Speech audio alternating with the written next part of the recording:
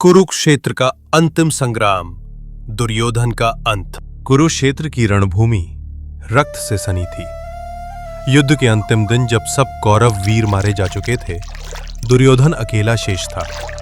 उसने तालाब में शरण ली। तब कृष्ण ने उसे बाहर बुलाया और हुआ इतिहास का सबसे भीषण गदा युद्ध, भीम बनाम दुर्योधन। दुर्योधन, जिसने अपने अहंकार और अधर्म से पूरे वंश का विनाश किया था, अब भी अविचल खड़ा था। माता गांधारी ने वर्षों तक आंखों पर पट्टी बांधी, पर युद्ध से पूर्व अपने पुत्र को अमरत्व का आशीर्वाद देने के लिए एक बार अपनी आंखें खोली। उन्होंने दुर्योधन से कहा, नग्न होकर मेरी आंखों के सामने आओ, ताकि मेरी दृष्टि से तुम्हारा शरीर वज्र समान हो जाए। पर उस वक्त कृष्ण उसी स्थान पर थे। उन्हें एक चाल चली। दुर्योधन से कहा, वस्त्रहीन होकर माताश्री की सामने खड़ा होना अशोभनीय है। दुर्योधन ने अपनी लाज के कारण अपनी जांघों को पत्तों से ढक लिया। माता की दृष्टि से उसका पूरा शरीर तो अभेद्य बन गया, लेकिन जंघाएं रह गई दुर्बल। भीम और दुर्योधन के बीच गदा युद्ध आरंभ हुआ। रणभूमि गदाओं की भीषण ध्वनि से गूंज उठी। दोनों ही अपने अपने युद्ध कौशल में निपुण थे। दर्शकों की सांसें थम सी गई थीं।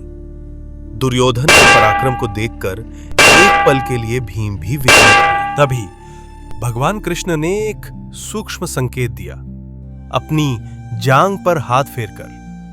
यह संकेत था दुर्योधन की कमजोर कड़ी का, उसकी जांघों का, जो गांधारी के आशीर्वाद से वंचित रह गई थी। भीम ने कृष्ण के संकेत को समझा।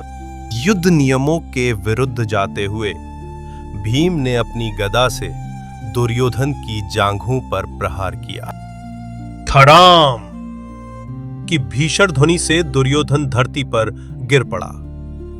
उसका अहंकार, उसका साम्राज्य, सब कुछ उसी क्षण धराशायी हो गया। यह सिर्फ दुर्योधन का पतन नहीं था, यह अधर्म पर धर्म की, असत्य पर सत्य की विजय थी।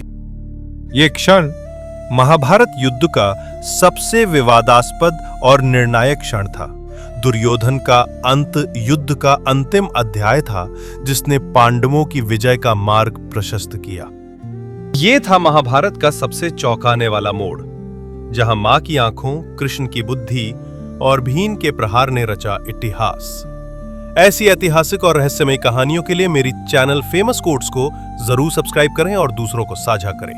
धन्यवाद।